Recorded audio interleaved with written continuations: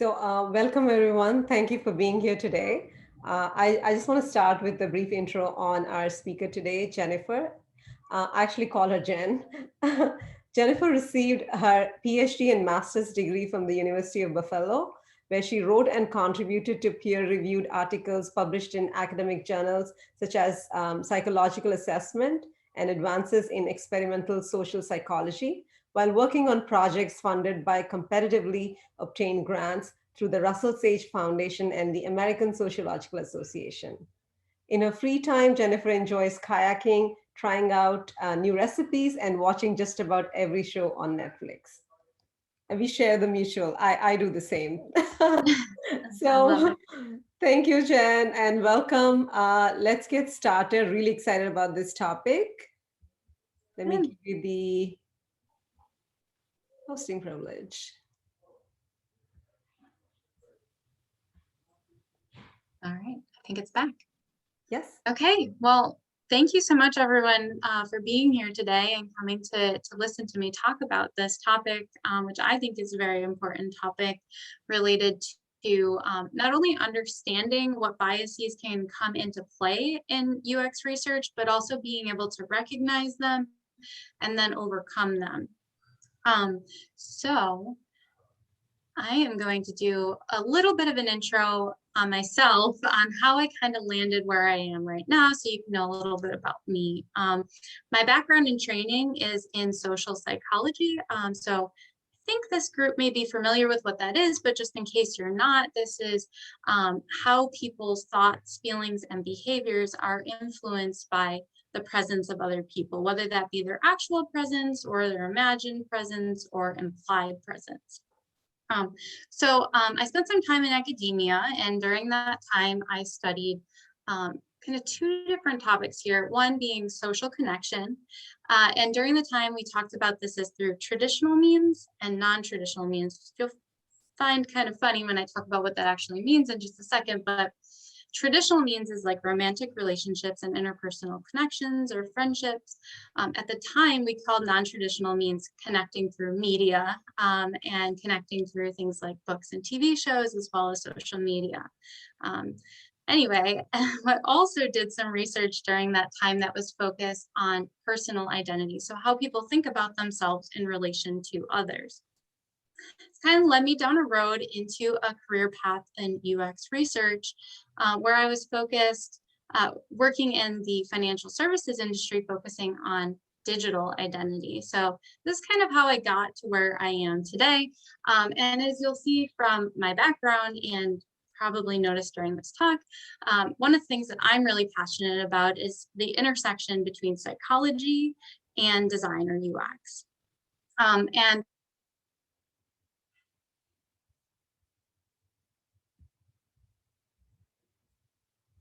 Jen? water and kayaking with my husband. And I love watching lots of Netflix, but purely for research purposes, right? Because I studied that back in academia. So, all right, now let's get into the actual talk, right? I just want to kind of start off with talking about defining what bias is and what I mean by bias. So bias is the tendency to lean in a certain direction, either for or against a particular thing. Very, very big, right? Well, as a researcher, I'm interested in people's thoughts, opinions, behaviors. And when I'm conducting research, my goal is to not influence the participant to respond in any particular direction. So I want to reduce bias so that I can understand the participant or the customer or the user's perspective. Now, unfortunately, at each stage of the research process, bias can come into play, but there is good news, and that is that there are tools to overcome this. And that's what I'm going to talk about today. So to really understand why this is important, I just want to walk you through a scenario so you can kind of feel the impact of what happens if we don't account for bias in our research. So I want everybody to imagine that it's Monday morning and you're walking into work and you've spent months researching this new product that went into production on Friday. So now it's Monday and you're so excited. You cannot wait to see how it's been performing because you know that you're putting out the best product, right? You've done all this work. So you open the door to the building and you start feeling this anticipation rising. You may even like skip up a couple steps on the way up to the stairs. And then you get to your desk, you turn on your computer. And in fact, it's actually really early because you're just so excited. The bright light hits your eyes and it hurts. You're like, wow, okay, let me see what's going on here. And then you see in bold font an email from your manager, and the subject line urgent. Oh no, your stomach starts to sink, right? You're like, what is going on? You find out that this product that you just put out on Friday is causing a lot of failure. Maybe customers are calling in because they're upset. And you're like, what could have gone wrong here? Like, I know I did my due diligence here. And then you sit back and you start to think, and maybe you left somebody out in the recruitment process in your research, or maybe you asked questions in a way that was kind of like helping the participants along a little bit towards what you thought you might want to hear. And, that may have impacted what ultimately went out.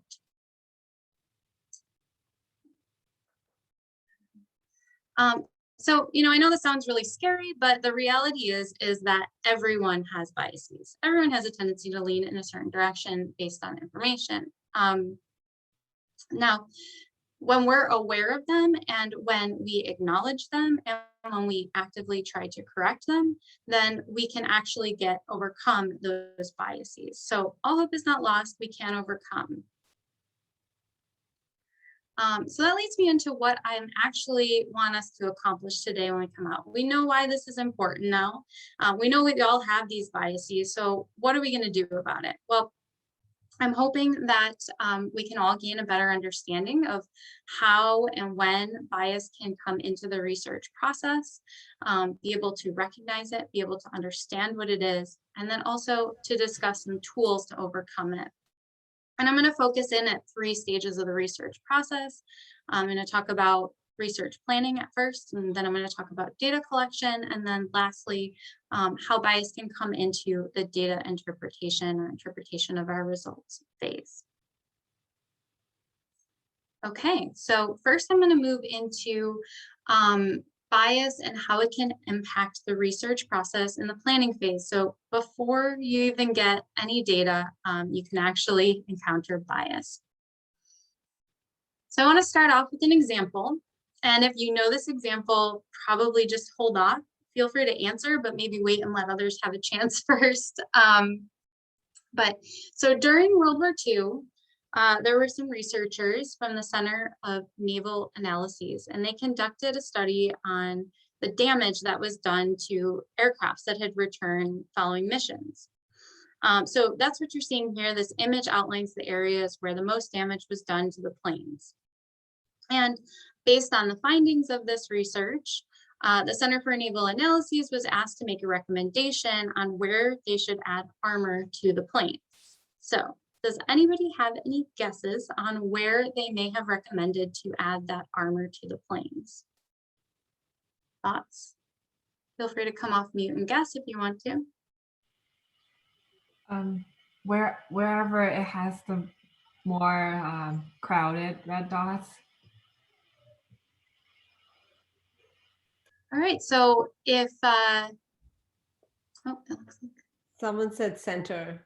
center. Okay, so if you guessed here, here, or here, which is what I think we've all kind of articulated here, you would be correct. That is where they made a recommendation to add armor, but they asked for a second opinion. And so they decided to seek advice from a statistician. His name was Abraham Wald.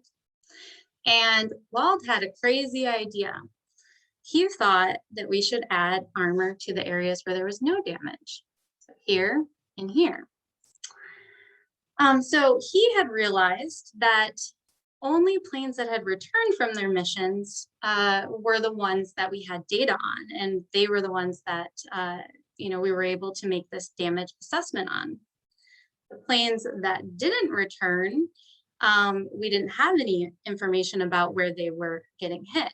So the holes in the returning aircraft were actually areas where no extra armor was needed, because clearly they could take the damage and they could return safely. But on the other hand, the areas where there was no damage were likely the areas in which, if hit, they would cause the plane to crash and be lost. So this is an example of what we call selection bias. And this is when you consider only, you select certain criteria to bring in participants or data that isn't all inclusive, that doesn't represent everyone.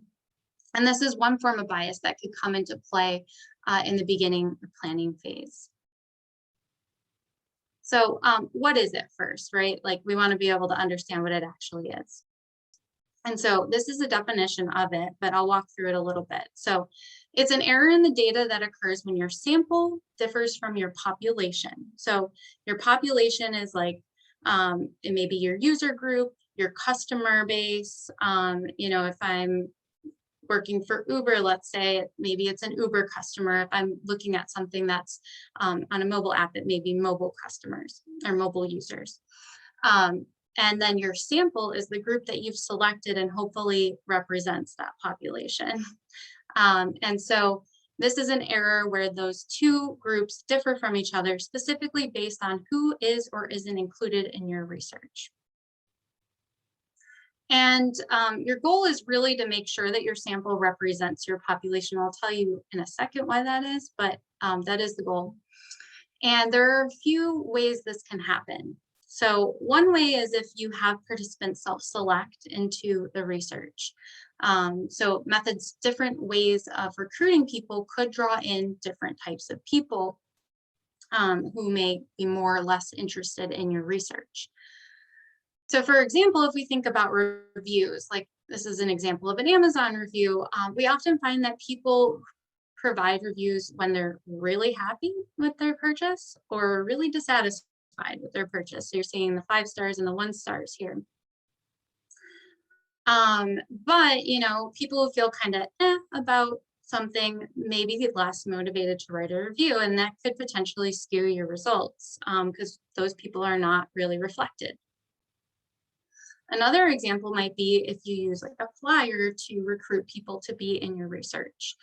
And so you may, depending on the content that's in that flyer, may draw in different people. And this is just one example. I literally just like Google searched recruitment flyer and found this. So this may be from like a real research study, I'm not sure, but either way, the requirements here indicate that someone needs to be able to stay at a hospital for 10 days. You might imagine this could draw in or restrict the subject pool quite a bit to people who have the ability to do something like that.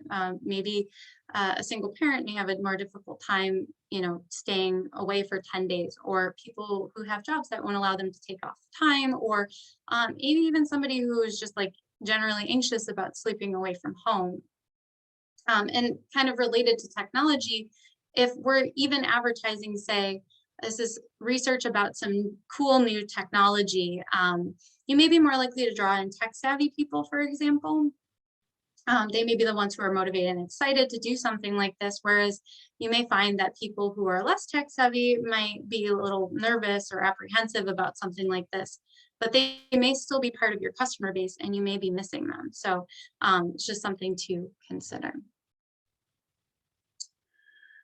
And then another example or another reason why this might happen is what's called survivorship bias. And that is the bomber planes example that I said earlier is related to survivorship bias. This isn't necessarily about like actually surviving something, but it's more about people have maybe stayed in the research or passed some sort of selection process, but still may not represent the overall population. So another example of this might be if you're collecting data over an extended period of time, we may see differences in the people who drop out of that research. There may be a reason why they're dropping out, and that makes them different from the people who stay in. So you just want to be careful about ensuring that everybody's represented.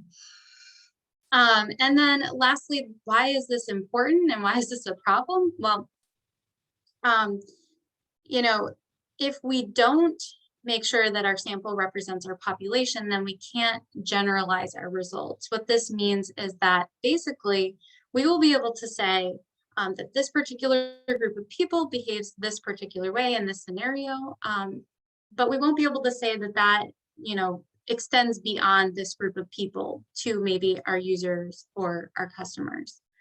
So it's really important to make sure you're representing them in your selection of participants. Okay, so now we know about that bias. We know what it is. We know, how to recognize it, considering that, considering who's in your research. But how do we overcome it, right? Because like all that's great unless we can actually do something about it.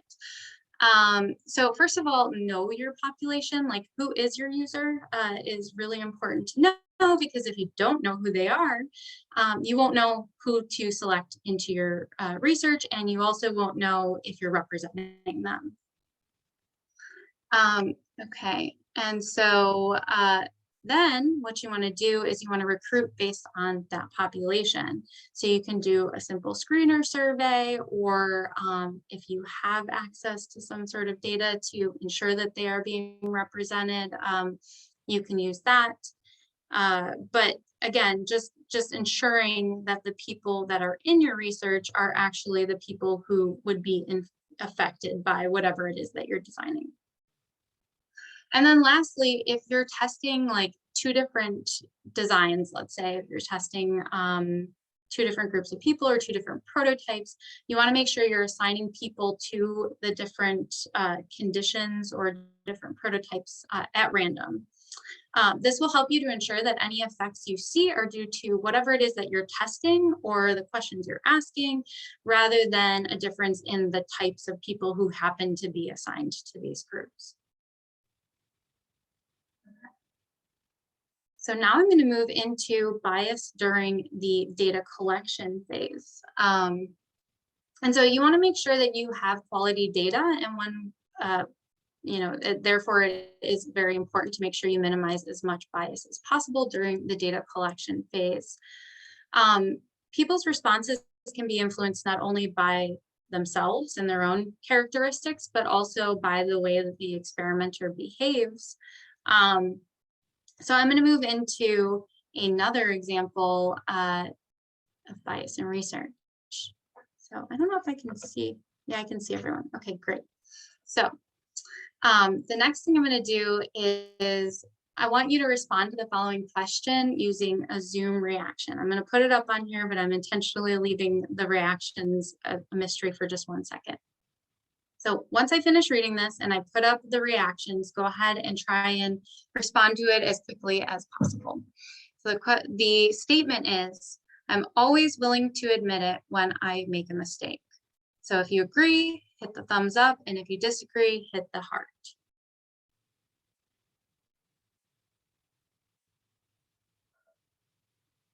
Okay, so we see mostly thumbs up, I think, 1 heart. Okay. So there's a few things going on here, right? One is that most people will agree with this statement because it is something that people want to other people to think that about them, right? But in reality, it's probably unlikely that someone is always willing to admit it when they make a mistake, right? So it's just one example of response bias. And this is when something about the participant or the environment influences the way that the participant responds to questions or tasks. So the example I just showed you is an example of one form of response bias, which is social desirability bias. And people tend to respond based on what they think is socially acceptable, or because they want to impress or please someone. In the moment, a researcher is seen as an authority figure. So kind of keep that in mind. The person participating wants to give you the right answer, or the answer that they think you want to hear a lot of the time. So it's important to keep in mind that people may be influenced by this social desirability. And this really comes into play in like a few areas more than others, I would say. So things like health, income, politics, religion, they all tend to be affected by social desirability bias. So for example, if you think about the question, like how often do you drink alcohol? A lot of people will underestimate their frequency of drinking. And this is because they want to fit into social norms. And we all have the tendency to do this. We all want to be perceived favorably and to be liked. So another example too, related to like influencing responses, is how I ask this question. So let's see if I can go back quickly, right? So I'm pairing a thumbs up with agree, which makes sense, right? And then disagree with a heart, which doesn't really make a whole lot of sense, right? And so it might be a lot easier for someone to hit the thumbs up and agree because that makes sense in our associations in our brain, whereas a heart and disagree might take a few more seconds for us to think about and really understand what that actually means. So thinking about how you pair your responses as well, is it meaningful? Does it make sense? Is something to consider as well. And then there's a little bit more about this that also is response bias, but I'm going to get into that in just a second. Okay, so now I'm going to move into another example of response bias. And so one thing that also happened here is that I tried to minimize it, but by the nature of this, we can all see what everyone else is responding. And ultimately, we are influenced by each other's responses. This is something that can come into play in focus groups, for example. So I'm going to show you this example. I'm just going to kind of let you watch it and let it explain to you what this research study found. But this kind of shows you exactly how the people in the group might influence your response.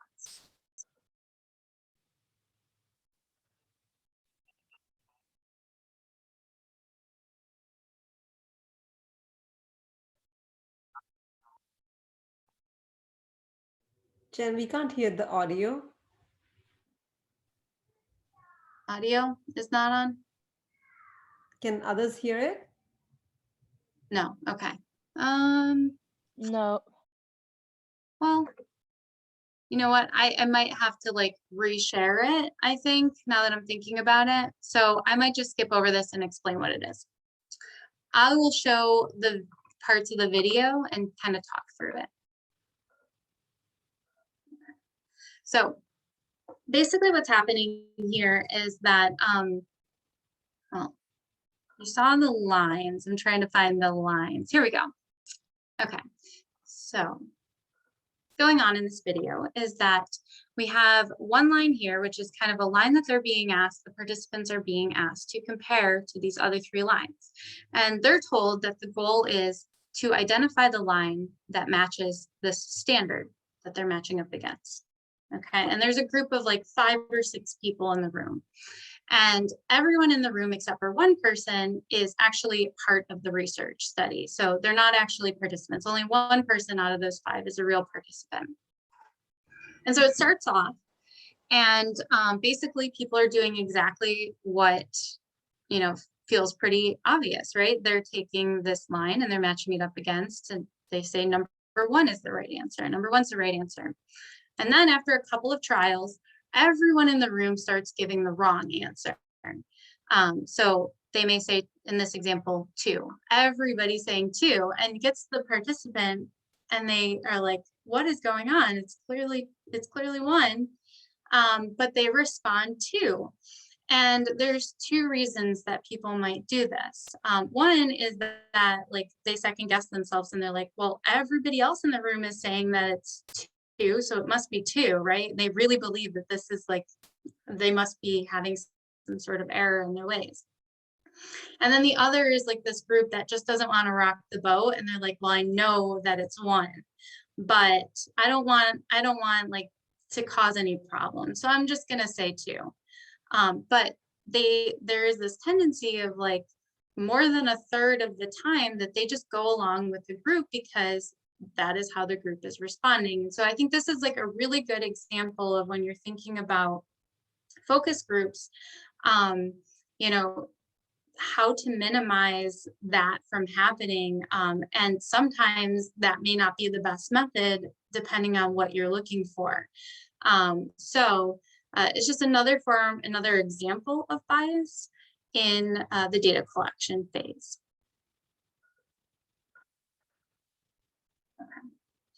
And then I kind of just want to talk about like a more specific form of response bias, and this is when the experimenter is the one that behaves or you know, says something that might influence the research, the way that the individual responds. And this can be something intentional or unintentional, but the reality is it's really difficult for people to remain entirely objective. Like humans are just not good at that. Everyone's not good at that. And one way experimenter bias may show up is in confirmation bias, which is a tendency for people to look for, you know, in this case, a researcher to look for information that supports their hypotheses and potentially overlook information that goes against their hypotheses. So, you know, today we're exposed to an overwhelming amount of news sources. Each varies in credibility and things like that. But in order to form conclusions, people tend to read news that aligns to their own perspective, in essence, supporting their own hypotheses. And I always say that there's research out there somewhere that exists that supports every opinion. You just have to find it, honestly. But this is an example of confirmation bias. It's seeking out information that supports your point of view. Another example might be if you haven't received a text back or a call back from someone, like you've sent them something and you're not hearing back. Some people might say, oh, this person must be busy, you know, there's something going on that they're not getting back to me. But other people might make an assumption that this is an indication that the person doesn't like them. Maybe they already thought this beforehand and all they really needed was this lack of response to confirm this preconceived notion. So confirmation bias isn't specific to the data collection phase. It can really show up at any stage of the process. But one way that it might show up is in the way that we ask our questions, either in surveys or in interviews. So it's just another example, and this kind of ties back to that first question that I asked you. If I ask something like, would you rather eat pizza or eat dirt? You know, this is an example of a leading question. Particularly, I'm leading you with my response, right? I'm pushing you in a particular direction depending on how this question is either phrased or framed. And so, you know, most people here are probably going to say that they prefer to eat pizza. And maybe I'm trying to get more people to say that they like pizza or they like this part of the app that I just designed. But is that really meaningful if I'm comparing it up against eating dirt? Like all this really indicates is that you like eating pizza more than you like eating dirt. So is that meaningful? And you know, in the previous question that I asked you, I kind of led you towards a response as well with the social desirability bias. So I could have asked that question a little bit differently to make people give a more neutral or give their more accurate response. So again, you know, we have these biases and at the data collection phase, but what do we do about them, right? Because again, it doesn't matter unless we can actually do something about this. Well, it does matter, but you know, it's not helpful if we can't do something. So first, keep it neutral, and really there's no right or wrong answers in research. And I think it's really important that like we just really let the participant know that. I mean, oftentimes I will just say that straight up at the beginning of my research. I'll say, you know, I just want to mention there's no right or wrong answers. Respond in any way, you're not going to hurt my feelings. And that kind of just sets the bar. I think it lets people kind of feel a little bit more open to do so. But another way you can handle this is with neutral language. So I may want to answer the question, like, what's frustrating about this experience that I just put out? But rather than saying what's frustrating about this experience, which might lead people to search for things that frustrated them, maybe I'll say, tell me about what you just saw or did. If something was frustrating, they're going to tell you about it. So you don't need to ask that question. And you can always probe. right? So you can start off with these general neutral questions, and then if you need to go dig deeper, you can do that. So maybe someone says that they don't like the navigation bar, and you can ask, well, what about it did you not like? And you may get closer to that answer of what's frustrating them about it. And then lastly, when it comes to social desirability bias, that's a little bit more difficult. There are ways to actually measure that. There are scales out there, but it's not always like the best way to do things depending on your research question. Another approach is that you can ask people to imagine themselves in a scenario. And so it kind of takes away this, like, I'm the one doing this or feeling this, and I'm just imagining myself in this scenario and how I might act. I didn't actually do it.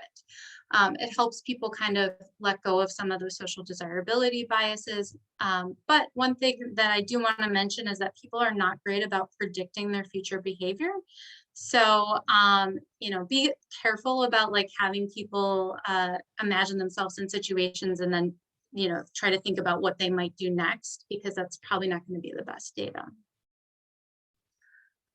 Okay, lastly, we're almost to the end here. We've talked about bias and some examples of it during the planning phases, the data collection phases, and hopefully you feel like you've got a few tools in your tool belt at this point to overcome some of these biases. But now it's time to talk about how bias could impact the interpretation of our data or when we're generating insights. So one last example before we go. There was research done in New York that looked at ice cream sales and murder rates. And so they found that as ice cream sales rose, so did murder rates. And what does this mean about eating ice cream, one might ask? This could feel kind of alarming. Like, one might ask themselves, should I stop eating ice cream? Or does eating ice cream make me more susceptible to crime? I don't know. This seems really silly, right? So what actually is going on here?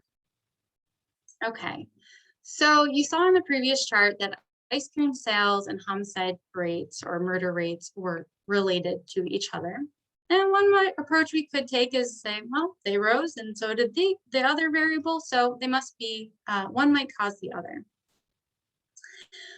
Well, another possibility is that there is another variable at play here, and this is temperature. So at higher temperatures, people eat more ice cream, and so therefore people sell more ice cream because it's refreshing and nice in the summertime or on a hot day. But there's also, temperature is also related to homicide or murder rates, because in higher temperatures, people tend to be outside more, they tend to be interacting with people more, they tend to be drinking more, maybe associated with feeling hot and feeling agitated. So there's just like a lot of different reasons why this might be the case.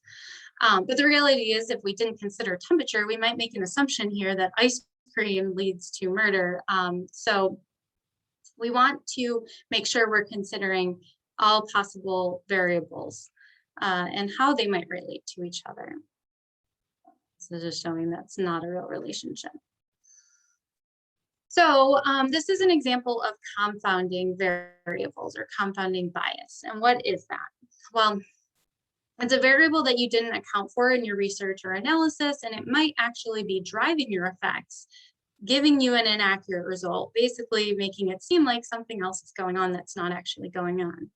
And in confounds, this extra variable has an influence on both what you expect to make an impact, so in this case, ice cream, as well as the outcome, so in this case, murder rates. It can also lead to an overestimation of an effect, so ice cream leading to murder, when that doesn't actually, it's not a real relationship, or underestimate an effect. So one example might be like, you're exercising and you expect to see some health benefits, but there's some other variable that's influencing both things, like you're something that you may be eating, and therefore you're not seeing effect on your health. So it underestimates that effect. And then the last thing I just want to talk about before we wrap up is cherry picking. And this I just wanted to mention because we talked about confirmation bias previously, and cherry picking is one form of confirmation bias. So this is when you only report out the data that supports your hypotheses. And this could be like, I don't want to say unintentional, but malicious or not malicious. Let's think about it that way, I guess. But an example of this is like if you had a a new educational program that you put into place, and you found that that educational program led to higher reading comprehension scores. So you report that out, and this new program is put into place. But what you don't mention is that it actually also really leads to a little bit more confusion in like the science areas. So because maybe that doesn't go along with the story that you were hoping to tell or what you expected to happen with this program that you spent a lot of time putting in. And this could be the case with our designs as well, right? Like something that we expect to perform well, we may be less likely to want to talk about the pain points or the bad things that came out of it when we thought we kind of got it right. So, okay, so we've talked about these biases now. We've talked about them at the data interpretation phase. And hopefully we're feeling like we can recognize them, we can understand them, and we can overcome them. So how do we overcome it at this phase? Well, first, you're going to want to consider things that might be related to the variables that you're looking at. So for example, if you're looking at health, like or a medical condition, think about like the things that might be related to that. Maybe things like age, gender, location, activity level, diet, so on and so forth. And you're thinking about your users, like what are some things that are related to them? Like, are they tech savvy? Are they, in my scenario, focused on security and digital identity? So these are all things to think about and how they may differentially impact your results. So you may find that somebody's like not doing so well with your experience, and it might not be that they're particularly bad at, or your experience is particularly bad, but that maybe they just bought their computer last week and they're just learning how to use it. So just consider other things. I also think like in general and across the board at every stage of the process, collaboration is key, but especially at an interpretation phase. And that's why things like a group synthesis session when you're looking at insights can be really helpful and effective, because the reality is that we can all look at data and interpret it completely differently and draw different conclusions from it. So if you involve multiple people with different perspectives, no matter what form of analysis you're doing, you can reduce the possibility of your biases coming into play and looking where your thoughts converge. And then lastly, data isn't perfect, and that's okay. We don't need to feel like we have to tell a perfect story about our data. And honestly, when I see perfect data, I start to get a little suspicious. I mean, it's like humans do not behave perfectly. And that's a reality. So it's okay if your data is not perfect, and there's always areas and opportunities for improvement moving forward. So keep that in mind. It's okay to report out the nuances of your data. It doesn't have to look perfect. Okay, so hopefully today I've provided you with some information on how to recognize bias when it happens, understand it and what it actually is, and then correct it and overcome it with some of these tools that I've mentioned. Now, this is not by any means an all-inclusive or exhaustive list of bias in research. There are many more ways that bias can come into play across the board at various different stages. But I hope that you walk away today feeling empowered to do your own unbiased research, or to look at research with a more critical lens and kind of think about when others are doing research, how their biases may be coming into play. So with that being said, I'll take any questions that I might have. I don't know if I have a ton of time left, but also feel more than welcome to reach out to me. I'm on LinkedIn and my email is here as well.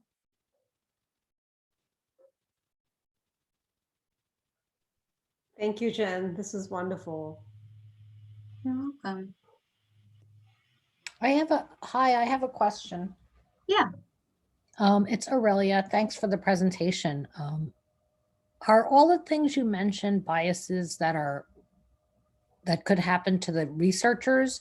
And is there anything that we can do or should consider about biases that the participants of the research might have?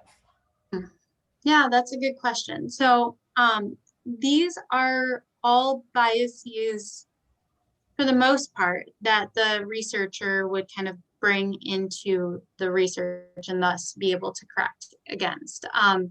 The one I think that I talked about that was kind of more on the participant side would be during the data collection phase, which is response bias. So something that the participant brings into the research, like about themselves that may bias them. So things like social desirability, but also like other biases may come into play. One way to kind of try to get around that is that randomization piece. So kind of picking people at random and hoping that that kind of evens itself out across the research. You can also, if you're particularly worried about any kinds of bias, depending on the type of research that you're doing, you can assess, like they make scales for that, or you can also just ask questions about it, depending on what it is. People may or may not respond honestly, but you can try to assess for it and then, you know, control for it later on. So make sure that those people are looked at separately, for example, and see how they respond based on their biases. Hope that helps. Yep. Thank you. You're welcome. Thank you for the presentation. It was definitely a great review for me. Awesome. All the points that you touched on. I have a question. So going back to the bias and the, I guess that's the data collection phase.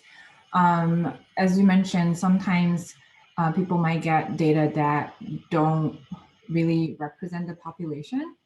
And you also mentioned some points to overcome that. I'm just wondering, were you ever in a situation that you just collected data that just don't represent the population? And I know there are some strategies using like statistical methods to deal with this kind of messy data in the data analysis phases. I'm just curious to hear about your experience. Yeah, so I feel like it does come up a little bit more on the quantitative side, just because when you're doing qualitative, I tend to like try to recruit in a way that targets, like I'm evenly getting the groups of people that I want. So like various age groups, I'll like intentionally recruit based on that. Whereas that may not be the case with more quantitative research. I have encountered a scenario in academia where my sample did not represent my population. And so, yeah, I had to go through and include that as a variable in my statistical analysis. And so that is how you can, I mean, that's probably something that you and I could probably talk about more offline, or it could be a whole nother presentation, I think, but there are ways with statistics to account for that. And I think the way you get around that with other forms of data are like intentionally recruiting. Being really intentional about your recruitment process. Got it. Thank you.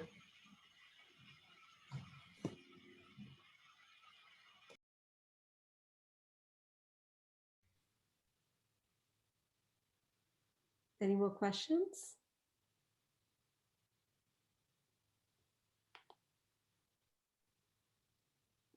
All right on time. Thank you so much, Jen. I'll have this recording up on our YouTube channel tomorrow. And if you guys have any questions, you already have Jen's number, so you can reach out to her, not number, the email, and you can reach out to her. Thank you so much, Jen. This was, I honestly, I learned a lot of new stuff today. Thank you. Awesome. Well, yeah, and thank you everyone once again for coming and listening, and feel free to reach out once again. Have a great